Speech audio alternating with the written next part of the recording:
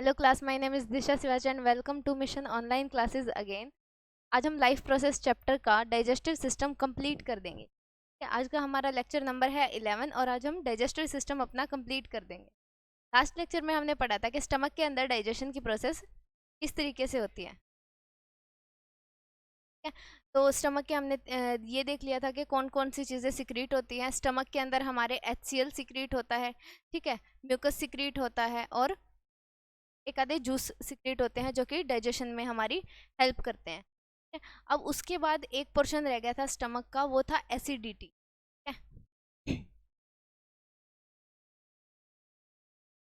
Acidity नाम सबने सुना हुआ होता है। अब जो हमने खाना खाया था, जो हमारा बोलस गया था, ठीक है, बोलस हमने किसको बोला था? बोलस हमने उस फूड को बोला था जिसके अंदर सलाइवा प्रॉपरली मिक्स हो चुका था, ठीक है, उसको हमने बोलस बोला था। जब वो बोलस ईसोफेगस के थ्रू स्टमक के अंदर गया था, ठीक है, जब वो बोलस ईसोफेगस के थ्रू स्टमक के अंदर गया था तो उसने क्या किया था? HCl के साथ, म्यूकस के साथ, ठीक है, और पेप्सिन के साथ मिल करके एक काइम की फॉर्मेशन कर दी थी। ठीक है, जब जब बोलस किसके साथ मिक्स हो जाता है? HCl के साथ, साथ में पेप्सिन के साथ, प्लस में म्यूकस के साथ। जब इन चीज़ों के साथ में मिक्स हो जाता है तो हमने उसको नाम दे दिया था काइम। और काइम क्या था? एक पार्शियली डाइजेस्टेड फूड था। पार्शियली डाइजेस्टेड फूड, ठीक है।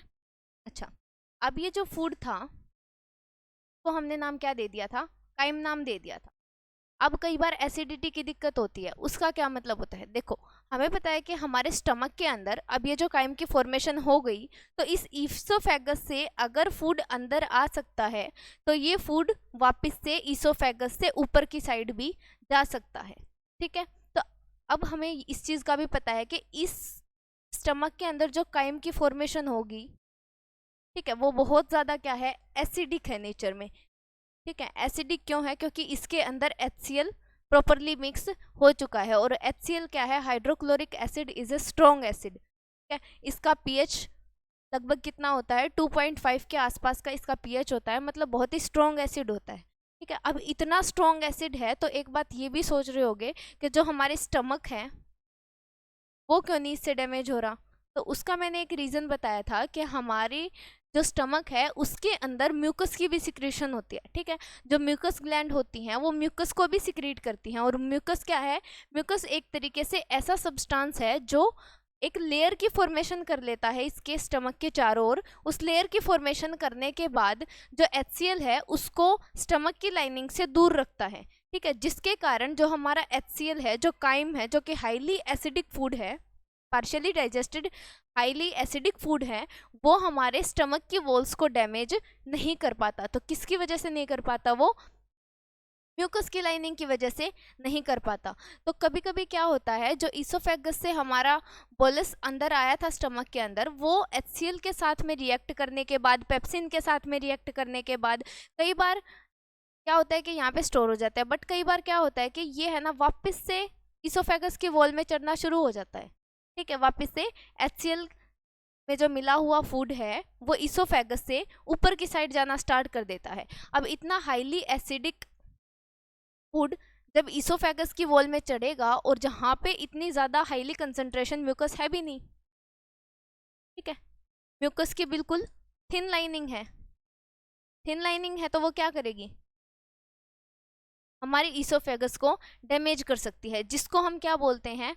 सीने में जलन बोलते हैं। वो इसी एसिडिटी के कारण ही होती है, ठीक है। एसिडिटी का क्या मतलब है? जो हमारे फूड के अंदर HCl मिक्स हो गया है उसका ईसोफेगस की वॉल में दोबारा से चढ़ना। और हमें पता है कि ईसोफेगस की जो वॉल है उसके अंदर म्यूकस की कंसंट्रेशन बहुत ज़्यादा कम होती है। म्यूकस की कंसंट्रेशन कम होने के कारण जो एसिड है वो डायरेक्टली किसके ऊपर अटैक करेगा? ईसोफेगस की वॉल के ऊपर। ईसोफेगस की वॉल के ऊपर अटैक करने के बाद क्या होगा? इसकी ये जो वॉल है वो डैमेज होने लग जाएगी, जिसके कारण हम क्या बोलेंगे कि सीने में जलन हो रही है, एसिडिटी की प्रॉब्लम हो रही है, ठीक है। एसिडिटी को कम करने के लिए क्या करेंगे? एसिडिटी को कम करने के लिए हमेशा किसका यूज होता है? बेस का यूज होगा। ठीक है, बेस किसके अंदर मिलेगा हमें? बेस हमें या तो सोडा के अंदर मिलेगा या फिर इनो जो हम लेते हैं उसके अंदर भी बेसिक कंटेंट होता है। ठीक है, तो सीने में जलन होती है, उसके बाद थोड़ा सा सोडा डाल के पानी में दिया जाता है। कभी भी खाली पानी नहीं पीना चाहिए। ठीक है, क्योंकि H2O के अंदर कोई उसको न्यूट्रलाइज करने वाला कोई कंटेंट नहीं है। एसिड को न्यूट्रलाइज सिर्फ और सिर्फ कौन कर सकता है? बेस कर सकता है। तो इसीलिए हम क्या लेंगे? या तो सोडा लेंगे, उसके अंदर क्या होता है? बेस होता है। ठीक है, खाली पानी लेने से एसिडिटी की प्रॉब्लम से छुटकारा नहीं हो सकता। ठीक है, ये चीज। अब दूसरी चीज कहाँ आ गई? अब ये जो काइम था वो काइम इस पाइलोरिक रीजन के अंदर, ठीक है, जो काइम की फॉर्मेशन हुई थी वो क्या होगी?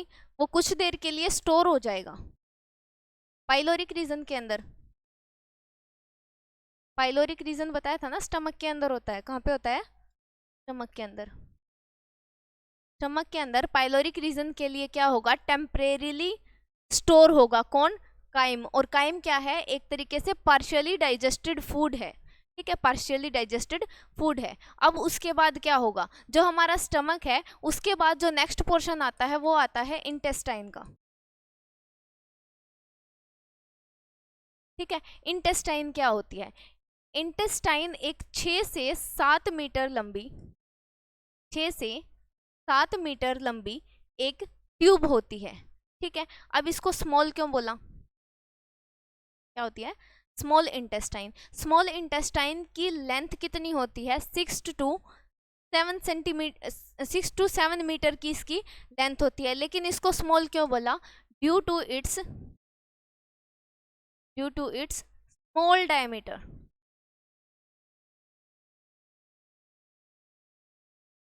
स्मॉल डायमीटर का मतलब है, अगर मान के चलो ये एक पाइप है तो ये होता है इसका डायमीटर। ठीक है, इसकी जो मोटाई है वो बहुत ज़्यादा कम होती है, जिसके कारण हम इसको क्या बोलते हैं? Small intestine. हालांकि इसकी लेंथ 6 टू 7 मीटर की होती है, ये बहुत ज़्यादा लंबी होती है। ठीक है, लेकिन इसको स्मॉल इंटेस्टाइन क्यों बोला? क्योंकि इसका जो डायमीटर है वो बहुत ज़्यादा कम है, उसकी वजह से इसको स्मॉल इंटेस्टाइन बोला।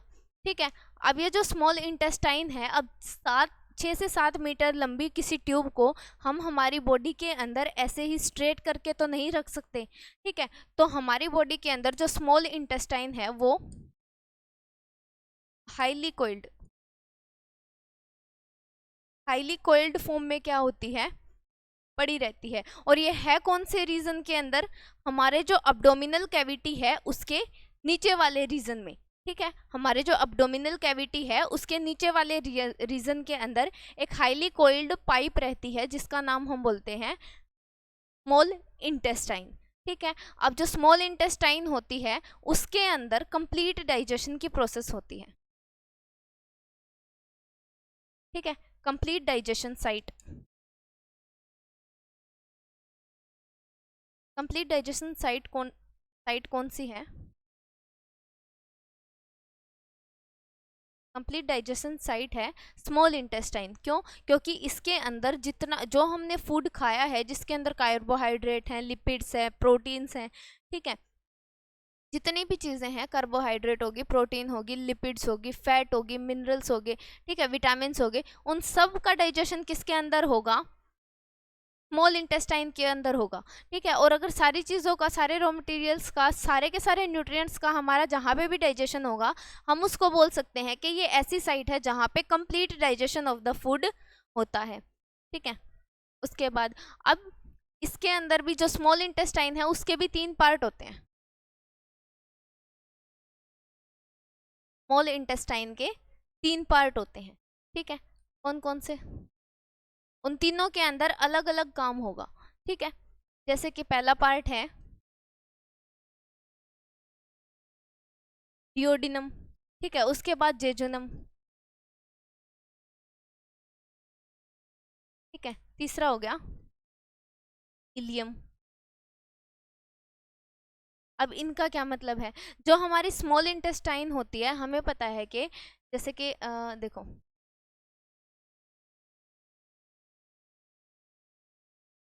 ये है, इसके बाद इस तरीके से, सेम इसी तरीके से ये भी आ जाएगी। तो ये क्या है, एक 6 से 7 मीटर लंबी एक ट्यूब होती है। देखो, ठीक है, अब ये किस चीज़ का डायग्राम है, ये एक तरीके से हमारे डाइजेस्टिव सिस्टम का डायग्राम, ठीक है। उसके अंदर एक रफली डायग्राम इसलिए बनाया है ताकि ये पता चल जाए। अब ये जो कॉइल्ड स्ट्रक्चर है ये क्या है, स्मॉल इंटेस्टाइन है, ठीक है। अब इस स्मॉल इंटेस्टाइन के भी 3 पोर्शन होते हैं, ठीक है। स्मॉल इंटेस्टाइन के 3 पोर्शन होते हैं, डियोडिनम, जेजुनम और इलियम, ठीक है। अब ये जो डियोडिनम है ये कौन सा पार्ट है, स्टमक के जस्ट नेक्स्ट टू स्टमक, ठीक है। हमारे स्टमक से बिल्कुल अगले वाला ही पोर्शन कौन सा होता है, डियोडेनम का होता है, ठीक है। अब जो हमारा ये स्टमक है और ये जो फर्स्ट पोर्शन है जहाँ पे इंटेस्टाइन जस्ट शुरू ही हुई है उसको हम बोलेंगे डियोडेनम का पार्ट, ठीक है। जैसे कि हमने एक स्पिंचर मसल के बारे में पढ़ा था, जहाँ पे ये हमारा स्टमक का पोर्शन खत्म होता है और जहाँ पे डियोडेनम का पार्ट मतलब स्मॉल इंटेस्टाइन का पार्ट स्टार्ट होता है उसको बोलते हैं हम स्पिंचर मसल को, ठीक है। स्पिंचर मसल, ठीक है। और स्टमक का लास्ट पार्ट कौन सा था, पाइलोरिक रीजन था, पाइलोरिक रीजन था, तो हम इसको बोल सकते हैं कि ये पाइलोरिक स्पिंचर है, ठीक है। तो पाइलोरिक स्पिंचर किसको बोलेंगे, वो पोर्शन जो स्टमक का तो बिल्कुल जहाँ पे स्टमक की तो एंडिंग होती है और स्मॉल इंटेस्टाइन की क्या स्टार्टिंग होती है, उस पोर्शन को बोलेंगे हम पाइलोरिक स्पिंचर। अब उसके बाद इंटेस्टाइन का पार्ट स्टार्ट हो गया, ठीक है। इंटेस्टाइन का फर्स्ट पार्ट कौन सा है, डियोडिनम है, उसके बाद है जेजुनम, उसके बाद है इलियम, ठीक है। अब इनकी फंक्शनिंग क्या होती है, जो डियोडिनम का पार्ट होता है उसके अंदर क्या आता है, एंटर करता है उसके अंदर काइम, और डियोडिनम का काम होता है, ये हम नेक्स्ट पेज पे अभी देखेंगे, ठीक है। डियोडिनम का काम होता है सबसे ज्यादा जो डाइजेशन होता है, मैक्सिमम डाइजेशन की साइट होती है ये, मैक्सिमम डाइजेशन साइट कौन सी है, डियोडिनम की है, ठीक है। उसके बाद है जेजुनम। अब अगर हमने फूड को डाइजेस्ट किया है तो उस डाइजेस्टेड फूड को ब्लड में भी लेके जाना जरूरी है, तो जो डाइजेस्टेड फूड है उसका अब्जॉर्प्शन कहाँ पे होगा, जेजुनम में, तो maximum absorption of digested food, maximum absorption of digested food किसके अंदर होगा, जेजुनम के पार्ट में। और इलियम कौन सा पार्ट है, इलियम वो लास्ट पार्ट है स्मॉल इंटेस्टाइन का जहां से क्या होगा, फूड है वो बिल्कुल डाइजेस्ट होके और अब्जॉर्ब होके कुछ टाइम के लिए टेम्परेरीली स्टोर हो जाएगा और उसके बाद जब वो लार्ज इंटेस्टाइन में एंटर करेगा,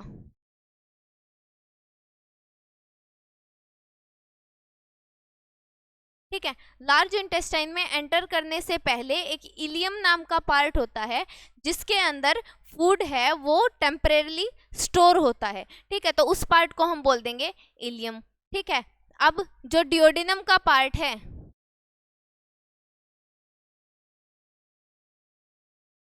ठीक है, डियोडिनम का जो पार्ट है उसके अंदर क्या होगा, हमने बताया कि कंप्लीट डाइजेशन होगा, कंप्लीट डाइजेशन की साइट है ये,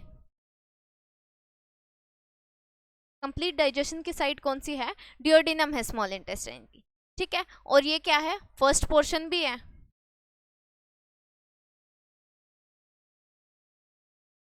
first portion of small intestine, ठीक है। और इसका क्या काम होता है, इसका काम होता है जो हमारे लीवर के और पेंक्रियाज के सिक्रीशन हैं, लीवर प्लस पेंक्रियाज के सिक्रीशन को क्या करना, अपने अंदर एक्सेप्ट करने का काम करता है, उसको साथ में लेके आने का काम करता है, liver plus pancreas secretion, liver plus pancreas secretion को क्या करता है, स्टोर करता है और डाइजेस्ट करता है हमारे फूड को, मतलब लीवर के अंदर से जो डाइजेस्टिव एंजाइम आने हैं वो भी, और पैंक्रियाज से जो पैंक्रियाटिक जूस आना है जिसके अंदर एंजाइम्स होंगे जो फूड को डाइजेस्ट करेंगे, उसको अपने अंदर लेने का काम कौन करता है? डिओडिनम काम करता है। ठीक है, इसके अंदर आके सारे एंजाइम इकट्ठे हो जाएंगे और उसके बाद वो फूड को डाइजेस्ट करना स्टार्ट कर देंगे। कौन से फूड को? जो पार्शियली डाइजेस्टेड फूड है जिसको हमने नाम दिया है काइम। ठीक है, और क्या होगा? डिओडिनम पार्ट के अंदर जो इंटेस्टाइन की वॉल्स हैं, ठीक है, इंटेस्टाइन की वॉल्स हैं, इंटेस्टाइन वॉल क्या करेंगी? इंटेस्टाइनल जूस निकालेंगी,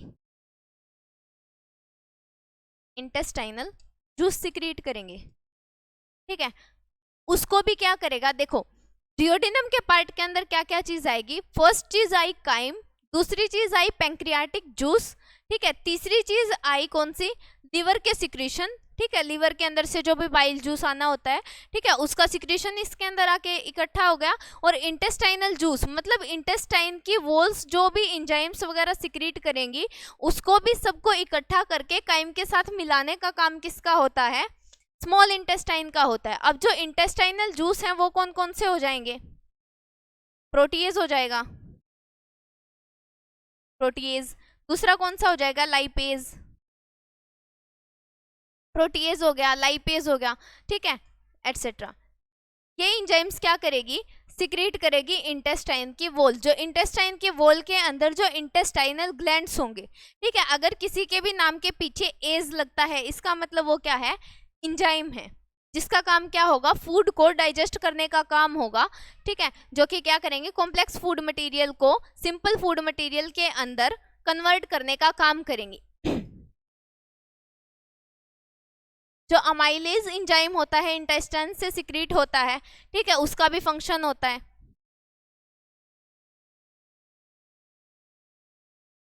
प्रोटीएज होता है, उसका भी अलग फंक्शन होता है। ठीक है, लाइपेज, ठीक है, सुक्रेज, ये सारे के सारे एंजाइम होते हैं जो इंटेस्टाइन की वॉल से सिक्रीट होते हैं। ठीक है, जो सुक्रेज हो गया और लैक्टेज हो गया, उनका काम होता है जो शुगर होती है उनका डाइजेशन करना। ठीक है, शुगर का डाइजेशन करना। लाइपेज होती है, उनका काम होता है फैट्स को डाइजेस्ट करना। फैट्स को क्या करेंगी? डाइजेस्ट करेंगी। मतलब फैट्स को कॉम्प्लेक्स फॉर्म से इसके अंदर कन्वर्ट करेंगे, बिल्कुल सिंपल फॉर्म के अंदर कन्वर्ट करने का काम करेंगी। प्रोटीएज का क्या मतलब होता है? देखो, प्रोटीएज, प्रोट से नाम पता चल रहा है कि ये क्या करेंगी? प्रोटीन।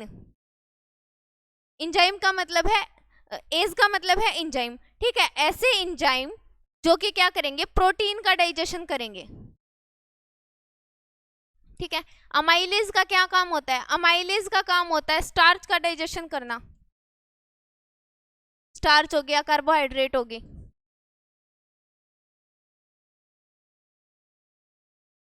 स्टार्च और कार्बोहाइड्रेट। और हम बेसिकली अपने फूड के अंदर लेते क्या चीज हैं?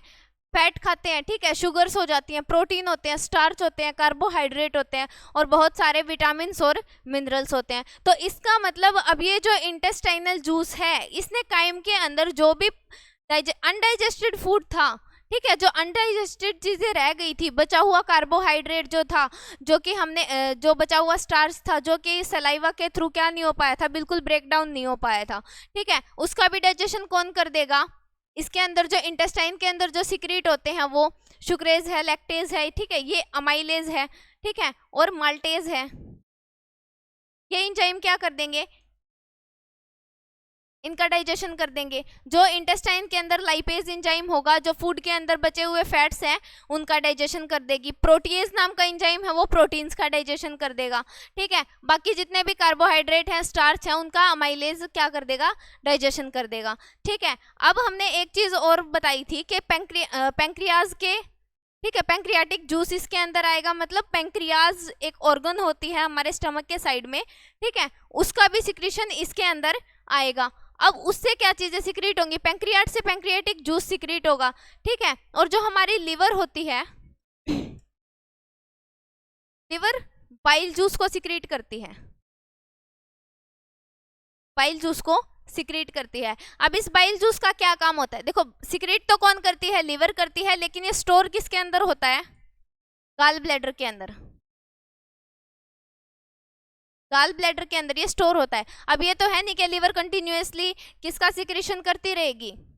अगर लीवर मान लो डायरेक्टली अपना सिक्रीशन किसके अंदर, इंटेस्टाइन में छोड़ेगी, तो कंटिन्यूअसली बाइल जूस क्या होता रहेगा, हमारे इंटेस्टाइन के अंदर एंटर करता रहेगा। ठीक है, लेकिन बाइल जूस की हमें हर टाइम पे रिक्वायरमेंट नहीं होती, क्योंकि हम सारा सारा दिन खाना नहीं खाते। ठीक है, तो इसको कहीं ना कहीं बाइल जूस को स्टोर होने की जरूरत है, ताकि जब हमें जरूरत हो सिर्फ उसी टाइम पे क्या हो, सिक्रीट हो जाए। तो गाल ब्लैडर क्या करता है, गाल ब्लैडर स्टोर करने का काम करता है, किसको, बाइल जूस को। जिस टाइम पे हमें जरूरत होगी उस टाइम पे जो गाल ब्लैडर है उसके अंदर से बाइल जूस कंटिन्यूअसली सिक्रीट होता रहेगा और फूड का डाइजेशन कर देगा। ठीक है, तो ये थी सारी स्मॉल इंटेस्टाइन की बात। अब इस बाइल जूस का क्या काम होता है, ये होता है बेसिक इन नेचर। ठीक है, हमें बताया कि जो काइम था वो था एसिडिक। अब इस एसिडिक नेचर की वजह से क्या हो रहा था, इस एसिडिक नेचर की वजह से एक पेक्टिन नाम का एंजाइम था, जो कि सिर्फ, और जिसकी क्या खास बात थी, वो जो सिर्फ एसिडिक नेचर के अंदर ही अपना काम कर रहा था। तो स्टमक के अंदर किस चीज की जरूरत थी, एसिडिक नेचर की जरूरत थी, इसीलिए वहां पे HCl सिक्रीट हो रहा था और वो पेक्टिन को भी एक्टिवेट कर रहा था। उसके बाद जब फूड ने एंटर किया स्मॉल इंटेस्टाइन के अंदर, तो स्मॉल इंटेस्टाइन के अंदर ये जितने भी एंजाइम्स हैं, अमाइलेज है, प्रोटीएज है, लाइपेज है, सुक्रेज है, तो इनके अंदर कोई, ये सिर्फ किसके अंदर काम नहीं करेंगे, एसिडिक मीडियम के अंदर कभी भी अपना काम नहीं करेंगे। ये किसके अंदर करेंगे, बेसिक मीडियम के अंदर अपना काम करेंगे। तो काइम के अंदर, जब काइम इंटेस्टाइन के अंदर एंटर करेगा उस टाइम पे बाइल जूस का सिक्रीशन हो जाएगा, जो कि किसका है, बेसिक नेचर का है। सबसे पहले तो ये क्या करेगा, एसिडिक नेचर को न्यूट्रलाइज करेगा, उसके बाद उस फूड के अंदर बेसिक नेचर लेके आएगा। ठीक है, उस बेसिक नेचर के आते ही जो अमाइलेज एंजाइम है, प्रोटीएज एंजाइम है, लाइपेज, सुक्रेज, माल्टेज और लैक्टेज है, ये सारे एक्टिवेट हो जाएंगे और उस फूड के ऊपर अपना काम करना शुरू कर देंगे। कॉम्प्लेक्स फूड मॉलिक्यूल्स को क्या कर देंगे, सिंपल फूड मॉलिक्यूल्स के अंदर ये कन्वर्ट करना स्टार्ट कर देंगे। तो लास्ट में किसके अंदर कन्वर्ट हो जाएंगे, जो हमारे प्रोटीन है वो अमाइनो एसिड के अंदर कन्वर्ट हो जाएंगे। ठीक है, फैट किसके अंदर, फैटी एसिड के अंदर, ये जो शुगर है ये ग्लूकोज के अंदर। तो फैट किसके अंदर कन्वर्ट होगी, फैटी एसिड्स के अंदर। ये सिंपलेस्ट फॉर्म है इनकी। ठीक है, जो प्रोटीन है वो अमाइनो एसिड के अंदर,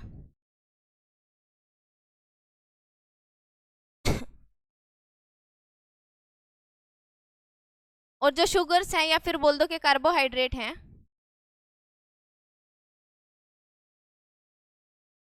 वो किसके अंदर चेंज हो जाएंगी, ग्लूकोज के अंदर चेंज हो जाएंगी। ठीक है, इन चीजों के अंदर सिंपलेस्ट फॉर्म के अंदर क्या हो गया, जितने भी कॉम्प्लेक्स फूड पार्टिकल्स थे वो सारे के सारे सिंपल फूड पार्टिकल्स के अंदर चेंज हो गए। ठीक है, अब क्या होगा, फर्स्ट पार्ट था हमारा डिओडिनम का। ठीक है, डिओडिनम के पार्ट के अंदर ये कंप्लीट डाइजेशन की प्रोसेस होगी। अब ये जो कंप्लीटली डाइजेस्टेड फूड है, अब ये तो है नहीं कि इसके इंटेस्टाइन में पड़ा रहेगा हमें तभी उससे एनर्जी मिलेगी, नहीं। जब हमारे ब्लड के अंदर ये डाइजेस्टेड फूड है, ये जब डाइजेस्टेड फूड के सारे पार्टिकल्स जो सिंपल फॉर्म के अंदर कन्वर्ट हुए हैं, जब ये हमारे ब्लड के अंदर जाएंगे और पूरी बॉडी के अंदर ट्रांसपोर्ट करे जाएंगे, उस टाइम पे क्या होगा, ये हमें एनर्जी प्रोवाइड करेंगे। ठीक है,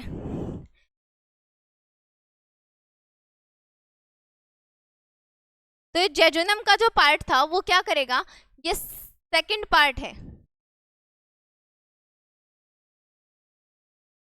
second part of small intestine.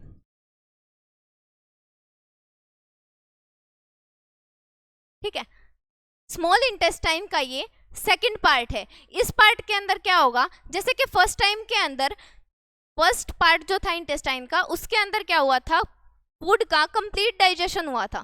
ठीक है, जितने भी कॉम्प्लेक्स मॉलिक्यूल थे सारे के सारे सिंपल मॉलिक्यूल्स के अंदर कन्वर्ट हो चुके थे। अब ये जो सेकंड पार्ट आया है, ये लॉन्गेस्ट पार्ट है स्मॉल इंटेस्टाइन का। इसके अंदर क्या होगा, जेजुनम के अंदर जो डाइजेस्टेड फूड है,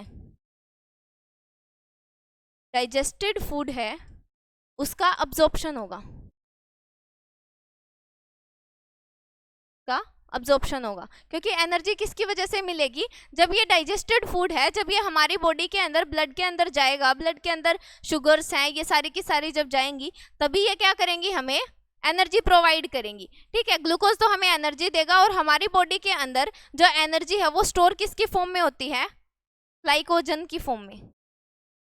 ठीक है, और प्लांट्स के अंदर किसकी फॉर्म में होगी, ग्लूकोज की फॉर्म में होगी, और एनिमल्स के अंदर ग्लाइकोजन के रूप में एनर्जी स्टोर होगी। स्टोरेज की बात हुई है, स्टोरेज होगी तो ग्लाइकोजन की फॉर्म में होगी, और जब ये हमारी बॉडी को यूज करनी होगी तो दोबारा से जो ग्लाइकोजन है वो किसके अंदर कन्वर्ट हो जाएगा, ग्लूकोज के अंदर कन्वर्ट हो जाएगा। ठीक है, अच्छा, और जेजुनम का क्या पार्ट होता है, जेजुनम का बस यही पार्ट होता है जो हमारा डाइजेस्टेड फूड है उसको क्या करेगा, अब्सॉर्ब करने का काम करेगा, और ये क्या है, लॉन्गेस्ट पार्ट है ऑफ स्मॉल इंटेस्टाइन। ठीक है, अब उसके बाद थर्ड पोर्शन कौन सा था, थर्ड पोर्शन था उसका इलियम का। ठीक है, इलियम क्या है, इलियम लास्ट पार्ट है, last part of small intestine.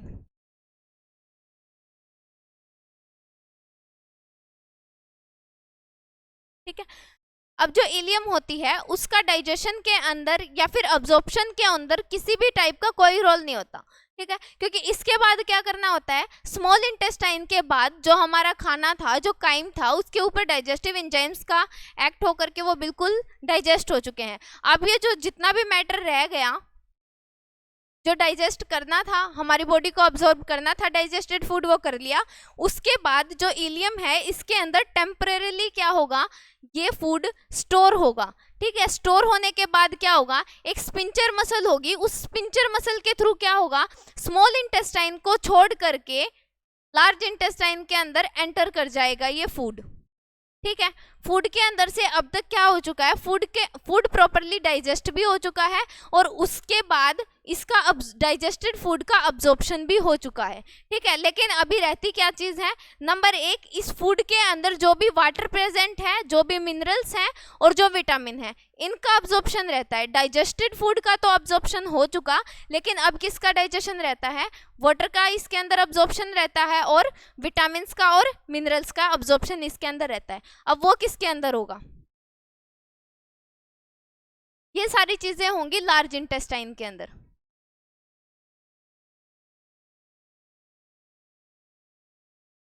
Large intestine के अंदर। ठीक है, लार्ज इंटेस्टाइन स्मॉल इंटेस्टाइन से किस तरीके से अलग होती है, जो फूड होता है वो स्मॉल इंटेस्टाइन से लार्ज इंटेस्टाइन में किसके थ्रू एंटर करेगा, एक स्पिंचर मसल के थ्रू एंटर करेगा। ठीक है, उसके बाद वो लार्ज इंटेस्टाइन के अंदर जब पहुंच जाएगा तो लार्ज इंटेस्टाइन कुछ इस तरीके से होती है।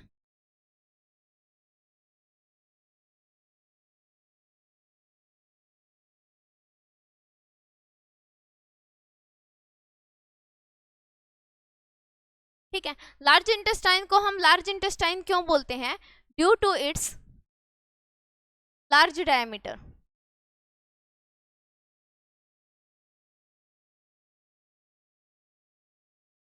ठीक है, लार्ज डायमीटर के कारण हम इसको क्या बोलते हैं,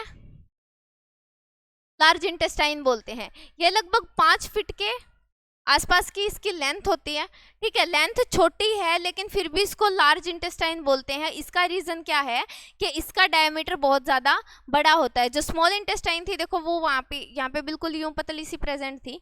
ठीक है, पतली सी एक लॉन्ग टाइप की पाइप के अंदर के रूप में प्रेजेंट थी, तो इसलिए हम उसका स्मॉल डायमीटर होने के कारण हमने बोला था कि वो स्मॉल इंटेस्टाइन है।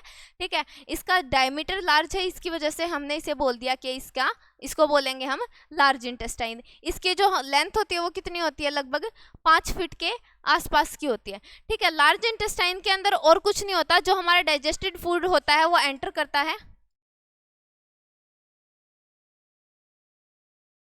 डाइजेस्टेड फूड लार्ज इंटेस्टाइन के अंदर स्पिंचर मसल के थ्रू एंटर करेगा, और इसके अंदर क्या होगा, मिनरल्स का प्लस वाटर, मैक्सिमम वाटर का, ठीक है, प्लस विटामिन्स का क्या होगा, इसके अंदर अब्जॉर्प्शन होगा। डाइजेशन की प्रोसेस कोई नहीं होगी, इसके अंदर सिर्फ और सिर्फ क्या होगा, अब्जॉर्प्शन की प्रोसेस होगी। किसका, मिनरल्स का, वाटर का और विटामिन का, ठीक है। ये इस पोर्शन के अंदर भी क्या होगा, मैक्सिमम एब्जॉर्प्शन होगा, इसके अंदर भी, इसके अंदर भी और इसके अंदर भी। उसके बाद लास्ट में एक पोर्शन होता है जिसका नाम बोलते हैं हम रेक्टम, RECTUM, ठीक है। रेक्टम नाम का एक पोर्शन होता है जो कि लार्ज इंटेस्टाइन का बिल्कुल लास्ट पार्ट होता है, ठीक है। लार्ज इंटेस्टाइन का लास्ट पार्ट का क्या नाम है, रेक्टम। रेक्टम के अंदर, अब जो रेक्टम के अंदर फूड एंटर करेगा, क्योंकि लार्ज इंटेस्टाइन से धीरे धीरे होके क्या जाएगा, फूड इस तरीके से पास करेगा, पास होते होते क्या होगा, उसका अब्जॉर्प्शन साथ के साथ होता रहेगा। जो इंटेस्टाइन की वॉल्स हैं वो क्या करेंगी, न्यूट्रिएंट्स को अपनी तरफ खींचती रहेंगी, ठीक है, अब्जॉर्ब करती रहेंगी और उसको ब्लड में ट्रांसफर करती रहेंगी। उसके बाद रेक्टम नाम का एक पार्ट होता है, लास्ट पार्ट है जो लार्ज इंटेस्टाइन का, उसका काम होता है कि जितना भी वो फूड है, फूड बोल दो या फिर जो वेस्ट है, ठीक है, उस वेस्ट को स्टोर करने का काम होता है किसका, रेक्टम का। कितनी देर के लिए, टेम्पोरेरीली, टेम्पोरेरीली स्टोर कौन करेगा, उस फीकल मैटर को, उस वेस्ट मैटर को रेक्टम करेगा। और जिस टाइम पे इसके ऊपर अपर वॉल्स क्या करेंगी, प्रेशर लगाएंगी, उस टाइम पे क्या होगा, ये एनएस के थ्रू एक्सक्रीट आउट कर दिया जाएगा। तो एनएस क्या होती है, NS is the last part of digestive system,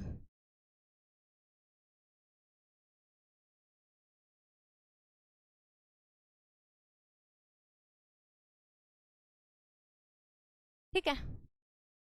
digestive system का लास्ट पार्ट कौन सी होती है, एनस। ये टोटली क्या होती है, मस्क्यूलर एंड फ्लेक्सिबल। इसका काम कुछ नहीं होता, ये जस्ट एक ओपनिंग होती है जिसके थ्रू क्या होना होता है, फीकल मैटर बाहर जाना होता है। अब हमने पूरे डाइजेस्टिव सिस्टम के अंदर एक चीज का, स्पिंचर मसल का बार बार जिक्र किया था, स्पिंचर मसल। उस स्पिंचर मसल का क्या काम होता है, स्पिंचर मसल एक ऐसी मसल होती है जिससे कोई भी एक बॉडी पार्ट है दूसरे बॉडी पार्ट के साथ में कनेक्टेड है, ठीक है। जैसे कि डाइजेस्टिव सिस्टम के अंदर स्टमक है वो इंटेस्टाइन से कनेक्टेड था, स्मॉल इंटेस्टाइन लार्ज इंटेस्टाइन से कनेक्टेड थी। तो इन दोनों पोर्शन के अंदर हमने स्पिंचर मसल को देखा था, ठीक है। जो स्टमक को इंटेस्टाइन को जोड़ रही थी उसको हमने बोला था पाइलोरिक स्पिंचर, ठीक है। और जो स्मॉल इंटेस्टाइन को लार्ज इंटेस्टाइन से जो एग्जिट करवा रही थी काइम का, उसको हमने बोला था कि ये क्या चीज थी, इंटेस्टाइनल स्पिंचर थी। और उसके बाद जो रेक्टम और एनस के बीच में जो स्पिंचर थी उसको हमने एनल स्पिंचर बोल दिया था, ठीक है। अब इन स्पिंचर मसल का क्या काम होता है, जो फूड एक बार नीचे आ चुका है, ठीक है, जो फूड एक बार एंटर कर चुका है उसको बैक फ्लो से रोकना, उसके बैक फ्लो को क्या करता है, प्रिवेंट करता है, बचाता है, ठीक है। जैसे कि मान के चलो जो हमारा फूड है, ठीक है, वो एक बार इंटेस्टाइन में चला गया। हाँ, इंटेस्टाइन कौन सा पार्ट होता है, इंटेस्टाइन एक ऐसा पार्ट भी है जिसके अंदर एक बार फूड ने एंटर कर लिया तो उसके बाद वो वापस से कभी भी स्टमक के अंदर एंटर नहीं कर सकता। उसको बचाने का काम कौन करेगा, जो हमारे पाइलोरिक स्पिंचर थी वो उसको बैक फ्लो को प्रिवेंट करने में क्या आएगी, काम आएगी। जिसके वॉमिटिंग वगैरह होती है कई बार, तो वो जो फूड आता है ना वो कहाँ से आता है, हमारे स्टमक से बाहर आता है, इंटेस्टाइन से बाहर कभी भी नहीं आ सकता। तो एक बार इंटेस्टाइन के अंदर अगर फूड ने एंटर कर लिया तो उसके बाद उसका बैक फ्लो कभी भी नहीं हो पाएगा। और वो किसकी वजह से होता है, स्पिंचर मसल की वजह से होता है, ठीक है। कौन से स्पिंचर मसल की वजह से, पाइलोरिक स्पिंचर। और एक बार अगर किसके अंदर, लार्ज इंटेस्टाइन के अंदर अगर फूड ने एंटर कर दिया तो इंटेस्टाइनल जो स्पिंचर है वो लार्ज इंटेस्टाइन से स्मॉल इंटेस्टाइन में भी बैक फ्लो फूड का नहीं हो सकता, ठीक है। और रेक्टम में आ गया, एनएस के थ्रू बाहर आ गया, तो उसके बाद भी हम क्या नहीं कर सकते, रेक्टम के अंदर दोबारा से स्टोरेज फूड की नहीं कर सकते, ठीक है। तो ये था डाइजेस्टिव सिस्टम। अब इसके अंदर एक चीज और रहेगी, जो हमने स्मॉल इंटेस्टाइन देखी थी उसके अंदर एक विलाई नाम का पोर्शन और होता है, ठीक है। विलाई क्या होती है, अब जो स्मॉल इंटेस्टाइन की वॉल थी, हमें पता है कि जो भी डाइजेशन होना था किसके अंदर होना था, स्मॉल इंटेस्टाइन के अंदर होना था। उसके बाद जो डाइजेस्टेड फूड है उसका अब्जॉर्प्शन भी कौन कर रहा था, स्मॉल इंटेस्टाइन ही कर रही थी। अब स्मॉल इंटेस्टाइन ये तो है नहीं कि एक बार में सारा का सारा अब्जॉर्ब कर लेगी, ठीक है। अगर मान लो ये सीधी पाइप है, इसके अंदर ज़्यादा अब्जॉर्प्शन नहीं हो पाएगा। मैक्सिमम अब्जॉर्प्शन के लिए हमें क्या करना पड़ेगा, उसका ज़्यादा से ज़्यादा एरिया भी बढ़ाना पड़ेगा, ठीक है। जितना ज़्यादा एरिया बढ़ेगा उतना ज़्यादा अब्जॉर्प्शन होगा, ठीक है। अगर किसी चीज़ को यहाँ पे सोखने की कोशिश करेंगे तो वो कितना सरफेस एरिया, इतने सरफेस एरिया के टच में आई तो यही इतना ही सोख सकती है। लेकिन अगर इस तरीके से उसको डायरेक्शन दे दी जाए तो यहाँ से भी वो अब्जॉर्ब कर सकेगी, ठीक है। मतलब एक तरीके से हमने क्या कर दिया, सरफेस एरिया बढ़ा दिया। सरफेस एरिया अगर बढ़ाते हैं तो अब्जॉर्प्शन भी और भी ज़्यादा हो जाता है। तो हमें इंटेस्टाइन के अंदर मैक्सिमम सरफेस एरिया की ज़रूरत है, ठीक है। पहली चीज़ तो कॉइलिंग की वजह से वैसे ही बहुत ज़्यादा सरफेस एरिया बढ़ चुका है, ठीक है। लेकिन उसकी जो वॉल्स हैं उसके अंदर एक विलाई नाम की प्रोजेक्शन होती है जो कि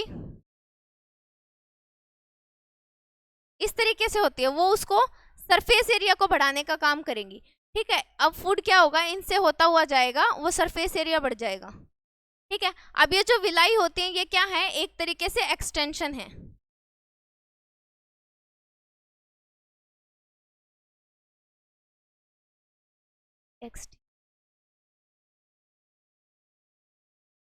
एक्सटेंशन है किसकी, स्मॉल इंटेस्टाइन की।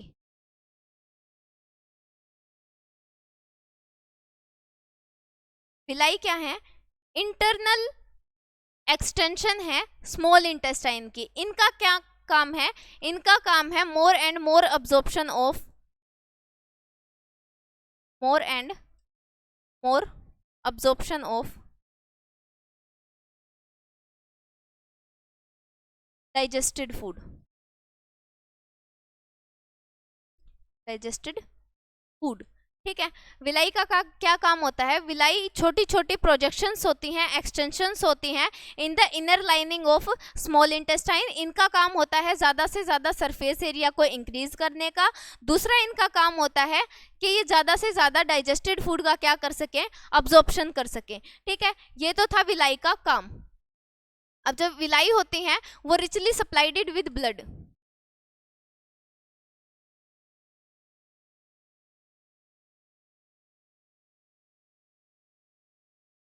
अब ब्लड के साथ क्यों फिल्ड है, अभी अगर एक्सटेंशन है तो ये खाली तो होंगी नहीं, क्योंकि हमारा जो फूड अब्जॉर्ब होना है वो किसके अंदर, ब्लड स्ट्रीम के अंदर जाना है ना, हमारे ब्लड के अंदर जाना है। जो शुगर्स हैं, ठीक है, जो शुगर्स हैं, अमीनो एसिड्स हैं, या फिर जितने भी मिनरल्स वगैरह हैं वो हमारे ब्लड के अंदर ही जाने हैं सारे के सारे, ठीक है। तो जो विलाई होती हैं वो रिचली फिल्ड विद ब्लड होती हैं या फिर रिचली सप्लाइडेड विद ब्लड होती हैं।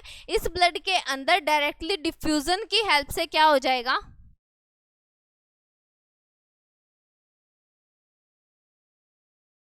डिफ्यूजन की हेल्प से क्या हो जाएगा, सारा का सारा जो डाइजेस्टेड फूड है वो बॉडी के अंदर ब्लड के अंदर जाके मिक्स हो जाएगा, ठीक है। तो ये था पूरा का पूरा हमारा डाइजेस्टिव सिस्टम, ठीक है। इसको थोर्टिकल पोर्शन और देख ले।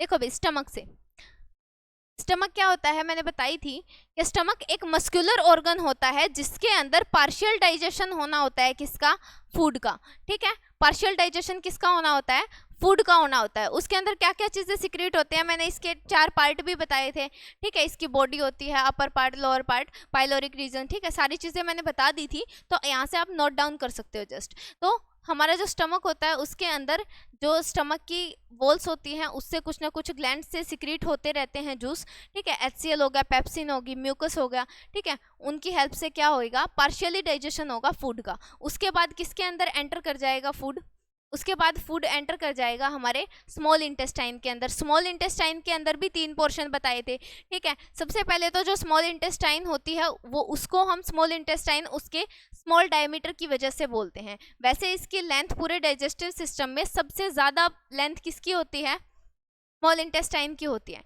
ठीक है। ये लगभग बहुत ज़्यादा लंबी होती है, ठीक है। फिर इसके स्मॉल इंटेस्टाइन के हमने 3 पार्ट देखे थे, डिओडिनम देखा था, ठीक है। उसके बाद जेजुनम और फिर इलियम। डिओडिनम वो पार्ट था जिसके अंदर सबसे ज़्यादा डाइजेशन हो रहा था, किसका, फूड का। जो हमारा काइम था उसका सबसे ज़्यादा डाइजेशन किसके अंदर हो रहा था, डिओडिनम पार्ट के अंदर हो रहा था। और डिओडिनम का काम क्या था, जो हमारी पैंक्रियाज है, ठीक है, और जो लिवर है, उसके सिक्रेशंस को भी कलेक्ट करने का काम किसका था, डिओडिनम का था, ठीक है। उसके बाद पार्ट आया था जेजुनम। जेजुनम का क्या काम था, जेजुनम कॉइल्ड, वो कॉइल्ड पार्ट होता है स्मॉल इंटेस्टाइन का, जिसके अंदर डाइजेस्टेड फूड का सबसे ज़्यादा अब्जॉर्प्शन होना होता है।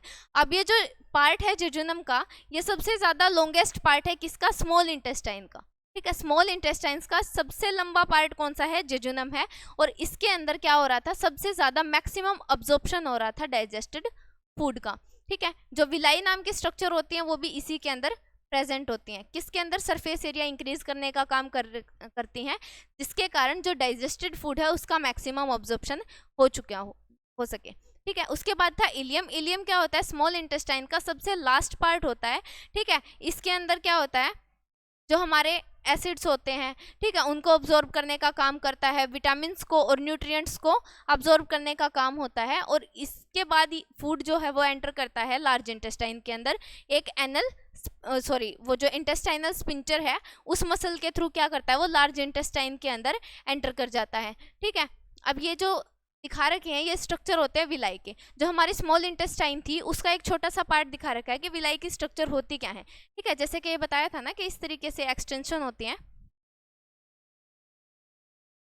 तो ये जो एक्सटेंशन है ये क्या है, विलाई है, और ये बहुत ही ज़्यादा ब्लड के साथ फिल्ड होती हैं, इनके अंदर बहुत ज़्यादा अमाउंट में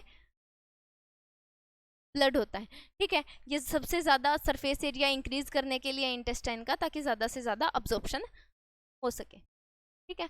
उसके बाद जो लीवर है, लीवर के अंदर से बता दिया था कि बाइल जूस सिक्रीट होगा, वो किसके अंदर मिक्स हो जाएगा, इंटेस्टाइन के अंदर जा करके काइम के साथ रिएक्ट करेगा, ठीक है। बाइल जूस का काम बताया था कि वो एसिड को न्यूट्रलाइज करने का काम करेगा, वहाँ पे बेसिक मीडियम प्रोवाइड करेगा, ताकि जो इंटेस्टाइन के अंदर डिफरेंट टाइप के एंजाइम्स आए हैं वो अपना एक्ट कर सके फूड के ऊपर, ठीक है। क्योंकि इंजाइम्स बहुत ज़्यादा स्पेसिफिक होते हैं टेम्परेचर के भी और साथ के साथ पीएच के भी, ठीक है। इंजाइम्स क्या होते हैं, बहुत ज़्यादा पीएच सेंसिटिव होते हैं, अगर उनको पीएच कम या ज़्यादा मिला तो उनका एक्शन नहीं हो पाएगा। और हमें पता है कि अगर इंजाइम्स का एक्शन नहीं हो पाएगा फूड के ऊपर तो फूड डाइजेस्ट नहीं हो सकता। तो फूड के डाइजेशन के लिए इंजाइम्स का एक्शन जो है वो बहुत ज़्यादा इंपॉर्टेंट है, और वो किसकी वजह से होगा, उसके मीडियम की वजह से होगा, एसिडिक है या बेसिक है, ठीक है। गाल ब्लैडर है, गाल ब्लैडर का काम बताया था कि लिवर कॉन्टिन्यूसली अपना सिक्रीशन इंटेस्टाइन के अंदर नहीं डाल सकती, तो उस बाइल जूस को स्टोर करने के लिए भी कोई ना कोई चाहिए, ठीक है। तो लिवर के साथ में ही एक गाल ब्लैडर नाम की एक थैली नुमा एक स्ट्रक्चर सी होती है, जिसके अंदर लिवर का जितना भी सिक्रीशन होता है, जितना भी बाइल जूस होता है, वो गॉल ब्लैडर के अंदर जाके स्टोर हो जाता है। और जिस टाइम पे हमें ज़रूरत होती है उसकी बाइल जूस की, उस टाइम पे गाल ब्लैडर से किसके अंदर आएगा, इंटेस्टाइन के अंदर आ जाएगा सारा का सारा, ठीक है। उसके बाद आई थी पैंक्रियाज। पैंक्रियाज के अंदर कुछ डाइजेशन के लिए इंजाइम्स होते हैं, जैसे कि प्रोटीन के डाइजेशन के लिए, फैट के डाइजेशन के लिए, ठीक है, कार्बोहाइड्रेट के डाइजेशन के लिए, इन सब के लिए क्या होते हैं, इंजाइम्स होते हैं। उन इंजाइम्स को भी कौन कलेक्ट करेगा, जो इंटेस्टाइन का फर्स्ट पार्ट है डिओडिनम का, वो इन सारे सिक्रीशंस को क्या कर लेगा, एक साथ इकट्ठा कर लेगा, और उसके बाद उस फूड के ऊपर उन इंजाइम्स का एक्ट होगा और वो प्रॉपरली डाइजेस्ट हो जाएंगे, ठीक है। उसके बाद लार्ज इंटेस्टाइन थी। लार्ज इंटेस्टाइन का डाइजेशन के अंदर कोई भी काम नहीं होता। लार्ज इंटेस्टाइन का काम होता है सिर्फ और सिर्फ मिनरल्स का, विटामिन्स का और वाटर का क्या करना, अब्जॉर्प्शन करने का काम होता है, ठीक है। क्योंकि कंप्लीट डाइजेशन की साइड कौन सी है, हमारी स्मॉल इंटेस्टाइन की है, ठीक है। उसके बाद सिकम। सिकम क्या होती है, जो सिकम वो पार्ट था जो कि लार्ज इंटेस्टाइन की बिगनिंग थी, जो फर्स्ट पार्ट था उसको बोलते हैं हम सिकम। उसके ऊपर फिंगर लाइक प्रोजेक्शंस होती हैं जो कि क्या करती हैं, उसको फूड को स्मॉल इंटेस्टाइन से एक्सेप्ट करने का भी काम करती हैं, और वहाँ पे भी क्या प्रेजेंट होती है, मैक्सिमम सरफेस एरिया बढ़ाने के लिए वहाँ पे भी एक्सटेंशंस होती हैं जो कि वाटर का और मिनरल्स का और विटामिन्स का क्या करती हैं, ज़्यादा से ज़्यादा अब्जॉर्प्शन करती हैं, ठीक है। उसके बाद क्लोम है, रेक्टम है, ठीक है, ये भी वही पार्ट है, इनके अंदर भी मैक्सिमम वाटर का अब्जॉर्प्शन होगा, ठीक है, मिनरल्स का अब्जॉर्प्शन होगा। और लास्ट में रेक्टम क्या है, रेक्टम एक स्टोरेज के लिए है, ठीक है, मतलब जो हमारा जितना भी डाइजेस्टेड फूड था वो डाइजेस्ट हो चुका था। उसके बाद लास्ट में जो फिकल मैटर बोल दो या फिर जो वेस्ट बोल दो, वो आके कहाँ पे स्टोर होगा, लार्ज इंटेस्टाइन के बिल्कुल लास्ट पार्ट में जिसका नाम है रेक्टम, वहाँ पे आके स्टोर हो जाएगा। ठीक है, और टेम्परेरीली स्टोरेज होती है फूड की किसके अंदर, रेक्टम के अंदर। उसके बाद वो एनस के थ्रू क्या हो जाता है, एक्सक्रीट आउट, बाहर कर दिया जाता है। ठीक है, तो आज के लेक्चर में हम इतना ही करेंगे। Thank you.